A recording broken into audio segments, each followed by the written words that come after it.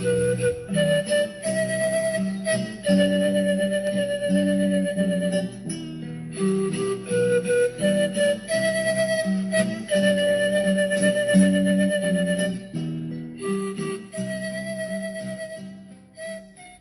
en la Biblia encontramos muchas narrativas de diferentes sucesos, muchas historias necesarias para nuestra comprensión, temas de gran interés que nos dan consuelo, esperanza, que nos conduce a nacer de nuevo, que nos muestra las bienaventuranzas, que es una expresión propia de la vida que agrada al Señor, que nos lleva al camino de salvación.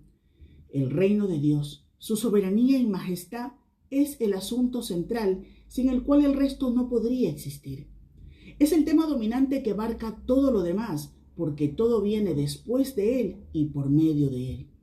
Que solo hay un Dios que gobierna en majestad, que es el único verdadero soberano, cuya grandeza, superioridad y autoridad es sobre todas las naciones, sobre todo el mundo, es un tema recurrente a lo largo de toda la Escritura.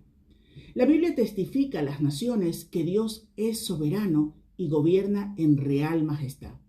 Incluso cuando contemplamos desde una perspectiva correcta los salmos, que son una porción importante de las Escrituras, observamos que los salmos, a través de coros, de aleluyas, de salterios, declaran al mundo que Dios es el único verdadero soberano que reina con poder, señalando además persistentemente que necesitamos alabar al Señor.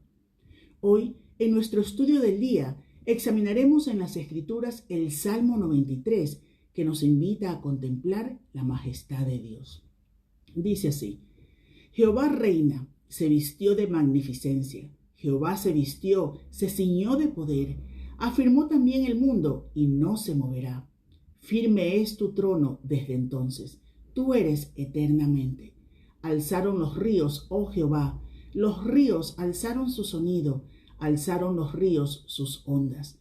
Jehová en las alturas es más poderoso que el estruendo de las muchas aguas, más que las recias ondas del mar. Tus testimonios son muy firmes, la santidad conviene a tu casa. Sin lugar a duda, los salmos son la expresión continua de la adoración del pueblo de Dios. Su pueblo lo adora. Su palabra testifica su majestad, su gloria, la gloria de Dios domina las Escrituras.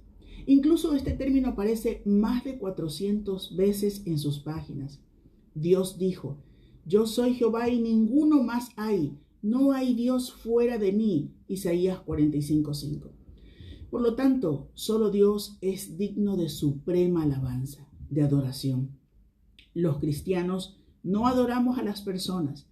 No importa cuán elevado sea su rango ni cuán cerca sea de nosotros. La adoración la reservamos solo a Dios, y hacemos esto porque nuestra vida se rige por los principios bíblicos que nos presentan su real majestad.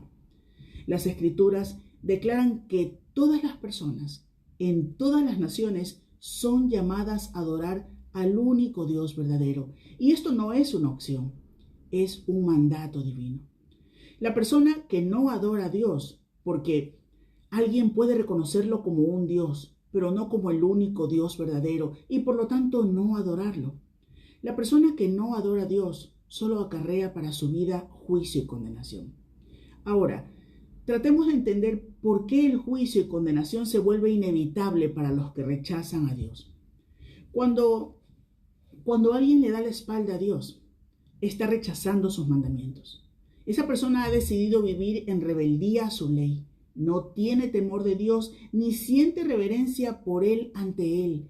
No lo reconoce como Dios, Rey, soberano, Señor, pero esto no hace que Él deje de ser Dios. Sin embargo, aquel que desprecia a Dios sí se vuelve un insumiso, ingobernable, rebelde, y hay un ciclo en la historia que nos hace conocer las Escrituras, donde nos muestra las terribles consecuencias de esta decadente y pecaminosa forma de vida.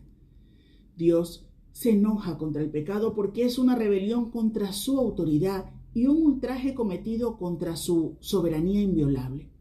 Los que se sublevan contra el gobierno de Dios aprenderán que Dios es el Señor. Se les hará conocer la grandeza de su majestad. El hombre fue creado por Dios a imagen de Dios para la gloria de Dios. Así que la verdad acerca de Dios reside en todo corazón. De tal manera que la Biblia dice que si no vienen a Dios, están sin excusa. Dios vindicará su dominio como gobernador supremo del universo, porque Jehová es nuestro juez, Jehová es nuestro legislador, Jehová es nuestro rey, él mismo nos salvará. Isaías 33, 22. A continuación, un importante estudio sobre la majestad de Dios.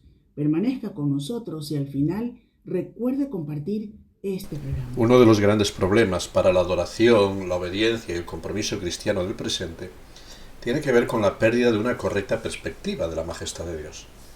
Cuando usamos este término, majestad, estamos hablando de la grandeza, ya sea en cuanto a posición, dignidad, recursos o poder. Cuando aplicamos este título a una persona, estamos reconociendo su posición, el carácter, la dignidad superior, al mismo tiempo que reconocemos nuestro respeto hacia esa persona que adquiere este título de majestad. En la Biblia, el término majestad se utiliza para expresar la magnificencia, la grandeza de Dios. Decía el salmista, Salmo 93, versículo 1, Jehová reina, se vistió de magnificencia. Jehová se vistió, se ciñó de poder. Y esto lo repite en muchos salmos. Es un término que también el mismo apóstol Pedro recupera para transmitir la experiencia vivida en el monte de la transfiguración. Y allí en 2 de Pedro, capítulo 1, versículo 16, expresa que habían visto con sus propios ojos la majestad de Dios.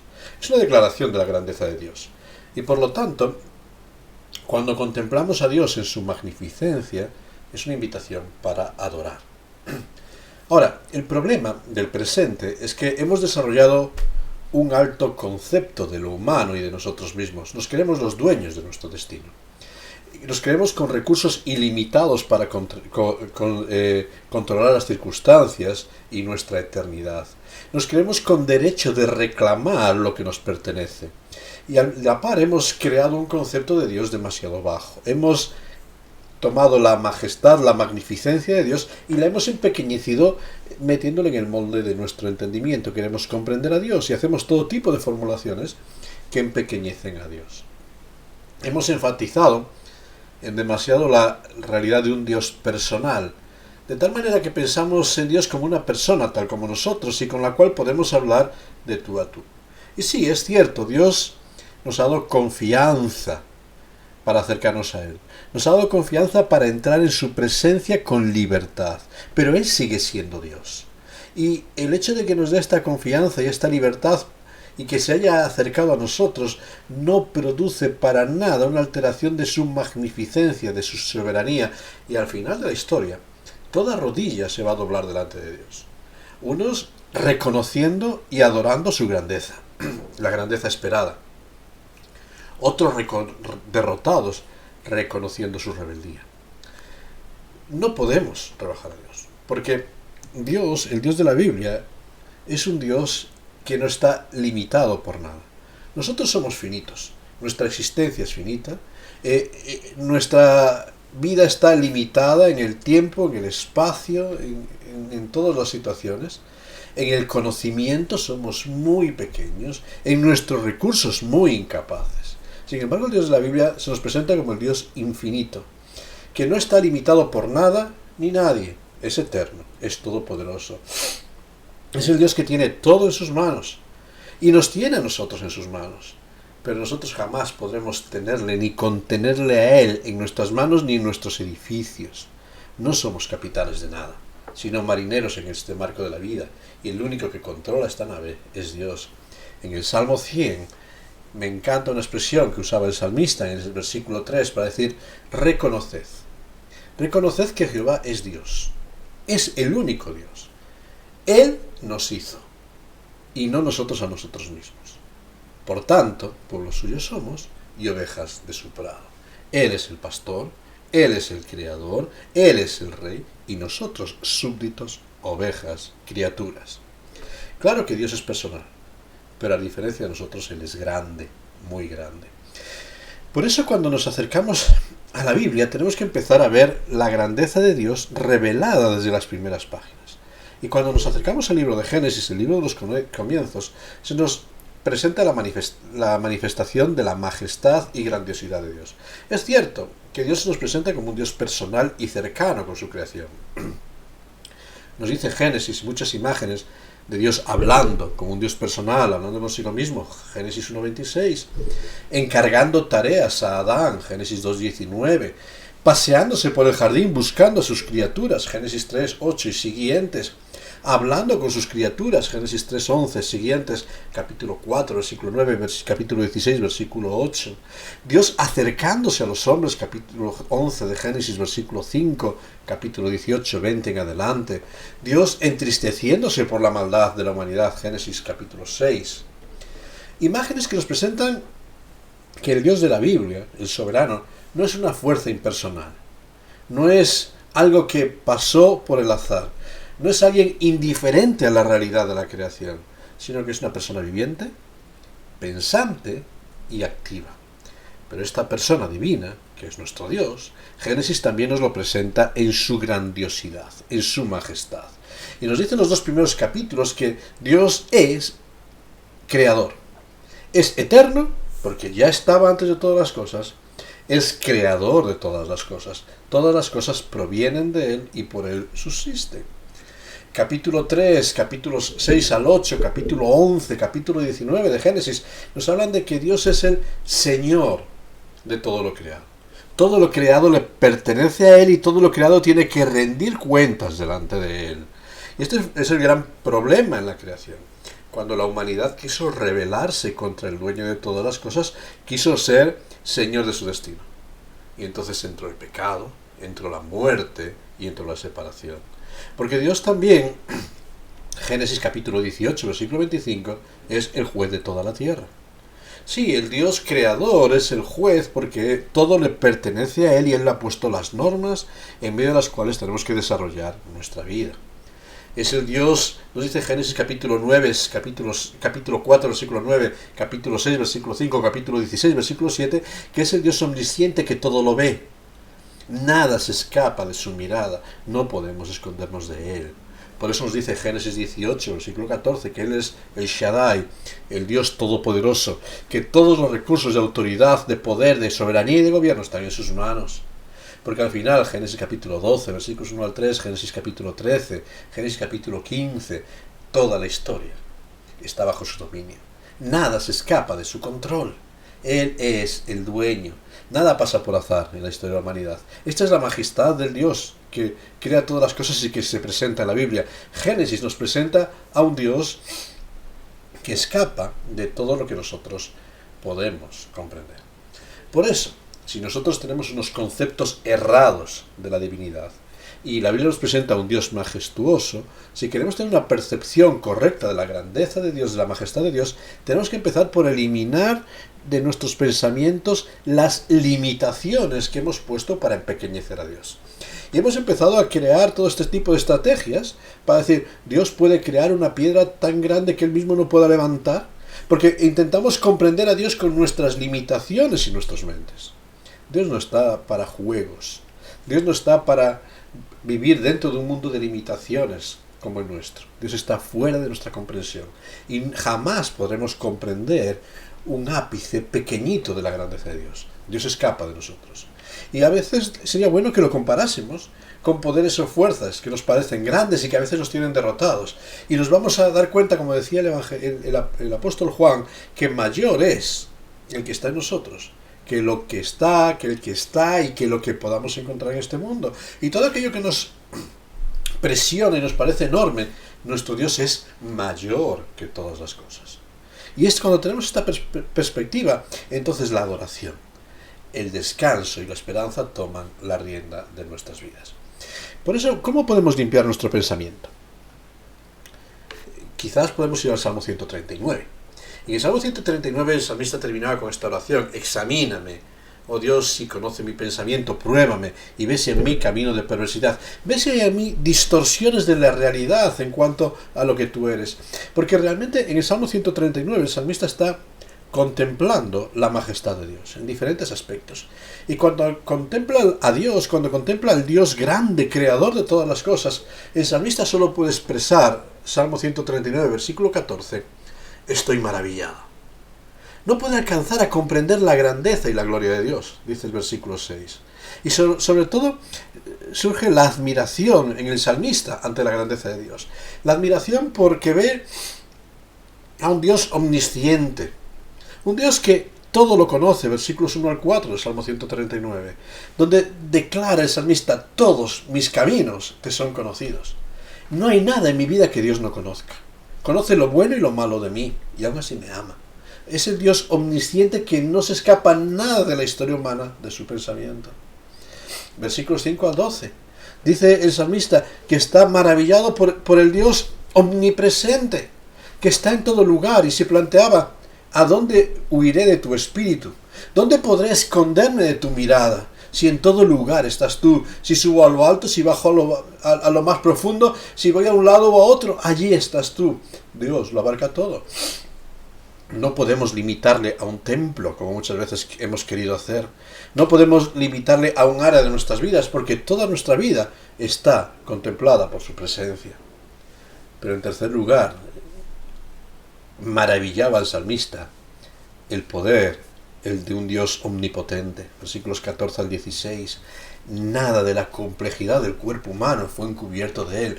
Desde el mismo momento de la concepción, desde ese embrión, la mirada de Dios nos ve, nos percibe, nos cuida. Ha desarrollado la complejidad de nuestro ser y Él lo conoce todo. Debemos comprender, dice el salmista, la ilimitada magnitud de nuestro Dios. Su conocimiento se escapa de nuestra comprensión.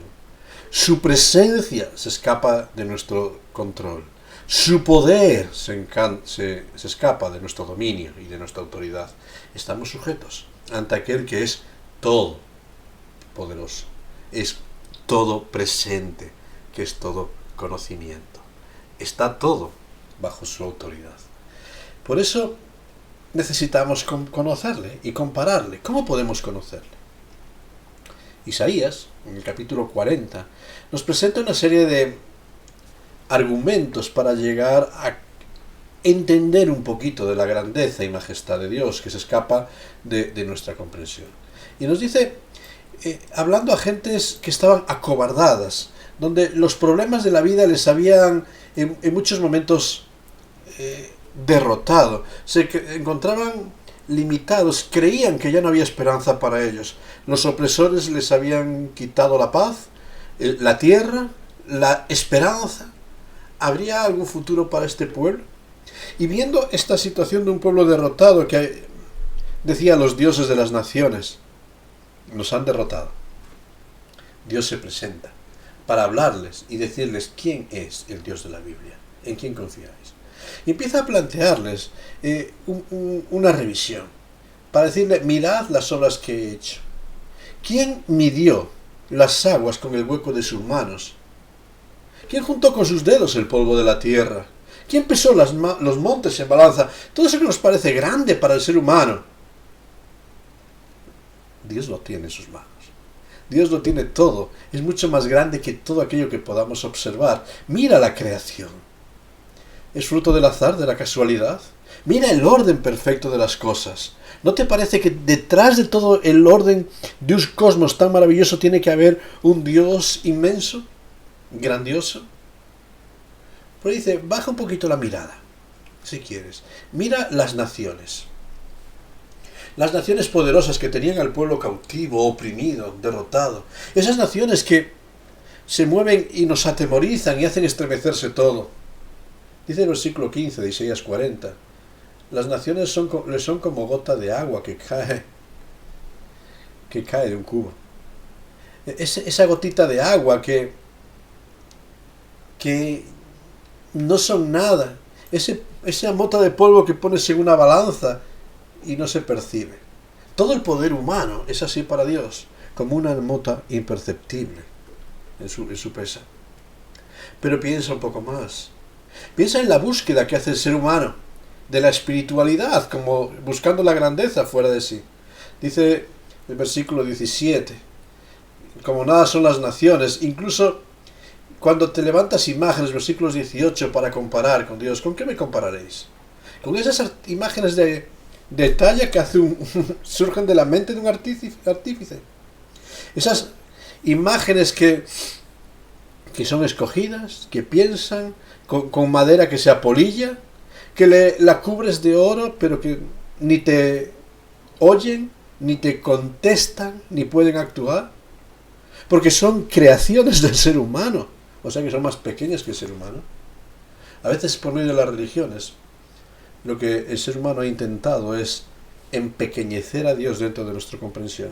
E intentamos llegar a Dios por nuestros méritos, construyendo escaleras que nos lleven hasta el cielo. Y sentimos la frustración. Y toda una iconografía carente de sentido. Pero mira más, entonces. Miremos a los sabios. Miremos a los poderosos, a los gobernantes. Esas mentes pensantes de nuestra historia. Y ha habido grandes figuras en la historia de la humanidad que parece que marcaban el ritmo. Versículo 23 de Isaías 40. Dios convierte en nada a los poderosos y a los que gobiernan la tierra, en cosa vana. ¿Cuántos de estos grandes hombres han pasado por la historia? Les recordamos con sus aportaciones, pero vemos sus muchos errores. Y cómo su influencia se ha desvanecido. Incluso aquellos que decían que Dios estaba muerto, que la humanidad le había matado, que la humanidad había superado la necesidad de Dios. Y estos hombres han pasado, han dejado de ser. Y el mensaje de Dios sigue siendo proclamado y necesario, porque seguimos buscando y teniendo necesidad de sentido. Pero entonces buscamos, como muchas veces, fuera de nuestro alcance. Y buscamos en las estrellas esa esperanza para la humanidad. Pero ¿quién creó las estrellas? ¿Quién creó todas las cosas? ¿Quién puso cada estrella en su lugar? Sobre todas las cosas está Dios. Sobre todo lo creado, tenemos que reconocer al Dios que es mayor que todo y que todos. Y cuando lees esta declaración, Isaías está diciéndole al pueblo: he aquí vuestro Dios. El Dios de todo poder, el Dios de toda grandeza, el Dios que nada le puede contener. Este es el Dios a quien buscamos. Y por eso el profeta Isaías nos invita a una reflexión. Y quiero invitarte a una reflexión ante la magnificencia de Dios. Y nos hace varias preguntas en este pasaje. Y la primera la encontramos en el versículo 25. Y el profeta se pregunta, por boca de Dios: ¿a quién me compararéis para que yo sea como Él? ¿A qué me compararéis?, dice Dios. Y de una forma, por medio de esta pregunta, nos hace reflexionar que Dios es incomparable.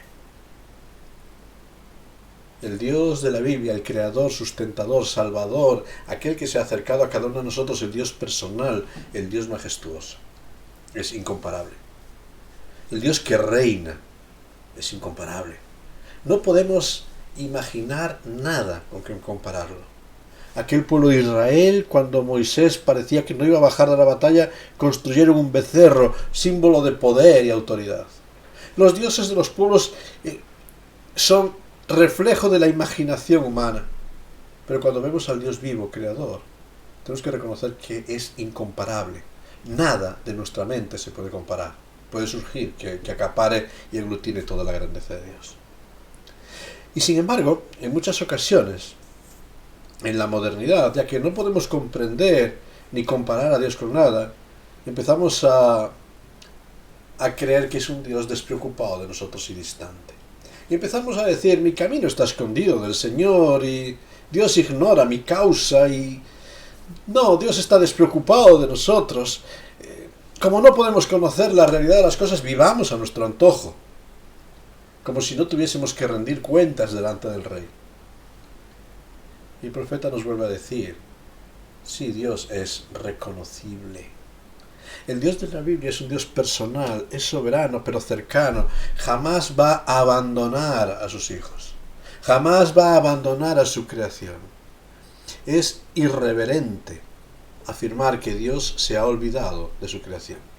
y en muchas ocasiones para exculparnos a nosotros por nuestra avaricia, egoísmo, maldad, empezamos a plantearnos ¿dónde está Dios cuando se sufre? Pues si empezamos a ser sensatos y a formularnos las preguntas de un Dios que queremos que nos deje libertad, yo podría preguntarme ¿por qué me he alejado de Dios? Porque he desatendido sus caminos. No quiero su gobierno en la historia. Pero cuando hay una catástrofe, enseguida recuerdo para culparle a él. Quiero organizar la vida según mis patrones, mis designios. Pero cuando el dolor de las consecuencias de mis actos llega a mi vida, culpo a Dios. ¿No te parece irreverente eso? Si quieres vivir sin contar con Dios como Rey, como soberano de tu vida, sin contar con la majestad de Dios, estás en tu derecho. Pero no le culpes por las consecuencias de la maldad. No le culpes por las consecuencias de la inmoralidad. No le culpes por las consecuencias de vivir sin atender su ley. Asume las consecuencias de tus decisiones. Y esta sociedad necesita empezar a asumir las consecuencias de haber vivido sin contar con Dios, con el Dios soberano. Él no se ha alejado. Y a veces cuando nos preguntan ¿dónde está Dios? Cuando se sufre, mi respuesta sigue siendo la misma: en el mismo lugar donde le hemos dejado. Porque constantemente a lo largo de las páginas de la Escritura vas a encontrar este llamado del Creador, del Rey, del Soberano, para decir: vuélvete a mí y yo me volveré a ti. Acércate a mí y yo me acercaré a vosotros. Da un paso para aceptar mi carácter como Rey, como Señor, y yo voy a obrar en tu historia. Pero mientras no volvamos a Él. Por eso el profeta transmite una palabra de Dios para cada uno de nosotros. Y una pregunta tremenda, versículo 28. ¿No has sabido? ¿No has oído que el Dios eterno es Jehová, el cual creó los confines de la tierra? Dios es el creador y así se ha presentado toda la historia. Y nos dice: no desfallece ni se fatiga de cansancio. Él da esfuerzo al cansado, multiplica las fuerzas a que no tiene ninguna. Los que esperan en Jehová tendrán nuevas fuerzas, levantarán alas como las águilas, correrán y no se cansarán, caminarán y no se fatigarán. Tendrán que caminar, tendrán que correr, pero las fuerzas serán renovadas.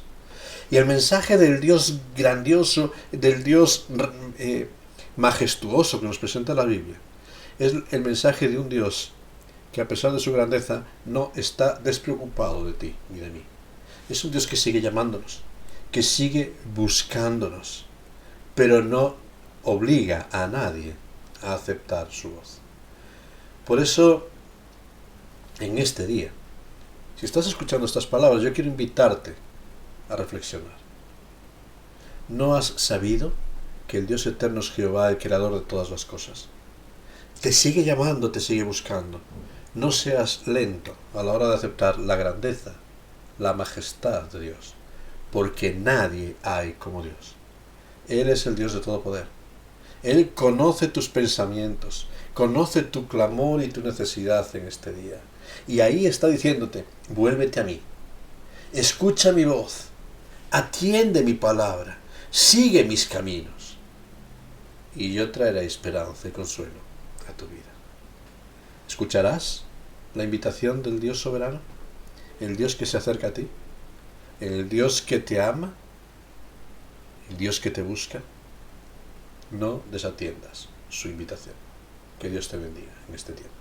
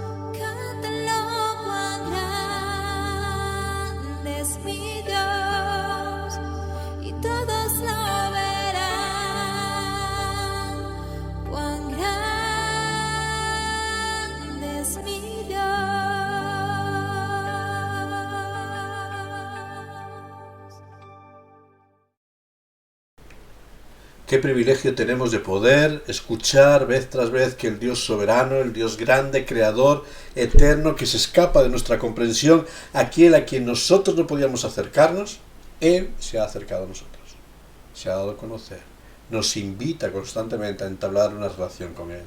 Qué gran privilegio tenemos en medio de las luchas y fatigas de la vida, saber que el Dios creador renueva las fuerzas de aquellos que confían en Él. Por eso la pregunta en este día es: ¿estás esperando y confiando en Dios? ¿Estás esperando y confiando en el creador de todas las cosas? Él quiere darte fuerzas para enfrentar el camino que tienes por delante. Pero si desatiendes su invitación, si desatiendes su ayuda, su mano tendida para socorrerte, la fatiga, el dolor, el desánimo y el desconsuelo es el recurso que va quedando poco a poco en la vida. Porque la vida sin Dios, la vida sin el Creador, carece de sentido, porque carece de destino y carece de esperanza. Por eso quiero invitarte a que ahí donde estás contemples a Dios y delante de Él puedas entregar tu vida para decir: Señor, ayúdame a confiar en ti, porque tú eres el creador de todas las cosas. Vamos a orar y vamos a pedirle que Él nos ayude a descansar en su poder. Gracias, Padre. Gracias porque nos amas con amor eterno, porque nos buscas de forma inquebrantable, porque constantemente estás llamándonos e invitándonos a volver a ti. Perdónanos por tantos momentos que nosotros nos hemos creído señores y no somos más que ovejas en tu prado. Por tantas veces que nos creemos los dueños de nuestro destino y no somos más que criaturas en tu plan de la historia. Pero, Señor, enséñanos a entender nuestro lugar y a descansar en ti. Enséñanos a buscarte, porque solamente cuando te buscamos podemos vivir. Señor, tú eres grande y nosotros pequeños. No te podemos comprender. Gracias por lo que nos has dado a conocer de ti, de tu grandeza, de tu majestad, de tu soberanía. Enséñanos, Señor, a aceptarla como parte de nuestras vidas. Que a ti, Señor, sea toda la gloria. Y que en verdad podamos rendir en este día nuestras vidas ante ti y decir: tú reinas, tú eres mi Rey. Por eso, Padre Celestial, pedimos que tú nos ayudes, que tú nos guíes y que quites de nosotros tantos pensamientos que hemos dejado anidar. Y con el salmista podamos decir: examíname, oh Dios, y conoce mi corazón. Pruébame y conoce mis pensamientos. Y ve si hay en mí camino de perversidad. Ve si hay en mí ideas que me apartan del camino de seguirte a ti. Y guíeme por el camino recto. Padre, Señor, ayúdanos a estar en ese camino que nos llena de esperanza. Te lo pedimos a ti en el nombre de tu Hijo, nuestro Señor Jesucristo. Amén. Que Dios te bendiga en todo este tiempo.